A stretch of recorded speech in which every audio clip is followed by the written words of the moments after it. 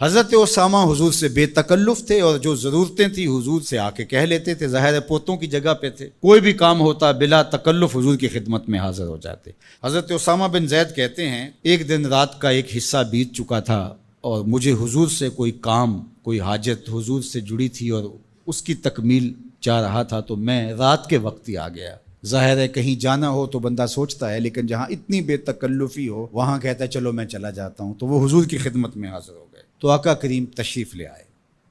اللہ اکبر! حضور علیہ السلام نے ایسے ہی چادر لپیٹی تھی اور حضور کے اطراف میں ابھار تھے، لیکن مجھے نہیں پتا تھا کہ اندر کیا ہے، تو میں نے حضور سے حاجت کہی، حضور نے میری حاجت پوری کر دی۔ فلما فرغت من حاجتی، جب میں اپنی حاجت سے فارغ ہو گیا، جو میرا کام تھا وہ ہو گیا، تو پھر میں نے یہ سوال کر ہی لیا، قلت ما ھذا الذی انت مشتمل علیہ، میں نے کہا حضور یہ کیا ہے جس کے اوپر آپ نے چادر ڈال کر ڈھانپا ہوا ہے؟ فکشفہ، تو حضور نے کچھ بتانے کی بجائے چادر ہی کھول دی۔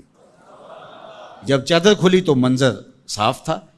میں نے کیا دیکھا، سنو، حضرت اسامہ بن زید بن حارثہ بیان کرتے ہیں، فائز الحسن والحسین علی ورقہ، ایک پہلو سے امام حسن چمٹے تھے اور ایک جانب امام حسین چمٹے ہوئے، دونوں نے حضور کے پہلوؤں سے جفی لگائی ہوئی تھی، حضور علیہ السلام کے کشہین سے، حضور کے پہلوؤں سے لپٹے ہوئے تھے۔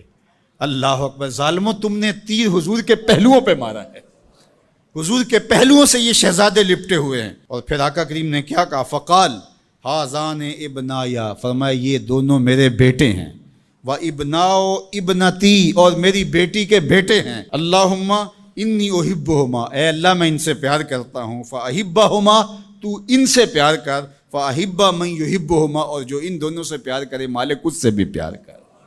اللہ اکبر! حذیفہ بن یمان اپنی ماں کی مغفرت کا سوال لیے حضور کے پاس حاضر ہوئے تھے اور آقا کریم نے ان کو یہ خبر بھی دی، حذیفہ سنو، یہ فرشتہ میرے سامنے حاضر ہے اور یہ میری فاطمہ اور میرے حسن حسین کے لیے جنتیوں کی سرداری کا مجدہ جاں فضا لے کر آئے ہیں، پیغام لے کر آئے ہیں، بشارت لے کر آئے ہیں۔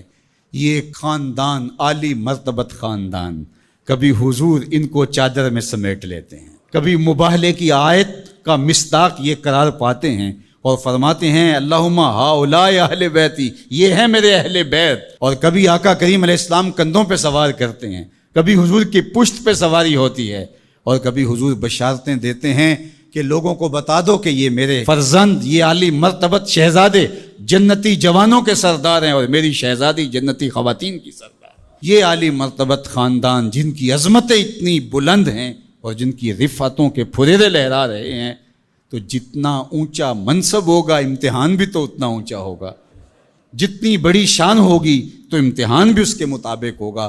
پھر 10 محرم کو جو امتحان ان شہزادوں نے دیا اور ثابت کیا کہ ہم سرداران جو جنت ہیں وہ ایسے ہی نہیں بن گئے، کیسے کڑے امتحان سے گزر کر کے ہم اس مرتبہ رفیع کے اپنے آپ کو حقدار بتا رہے ہیں۔ کوئی یہ نہ کہے کہ پیغمبر نے اپنے نواسے جان کے ایسے ہی بشارت دے دی تھی اور یہ عظمت ان کو حاصل ہو گئی تھی، ورنہ ان کے اندر کیا رکھا تھا۔ اب زمانہ دیکھے کہ جو حسین ابن علی نے کر کے دکھایا ہے، زمانے میں کوئی دکھائے تو صحیح۔ عظمتوں کی جس مسند پہ بیٹھے شہزادہ رسول دکھائی دیتے ہیں اور شہزادی رسول دکھائی دیتی ہیں اور امام حسن دکھائی دیتے ہیں، یہ الگ الگ عنوانات ہیں، جس عنوان پہ آئیں تو ایک کائنات بسی ہوئی ہے۔ اللہ جل شانہ ان شہزادوں کی برکت سے ہمیں دین کا حقیقی شعور عطا کر دے۔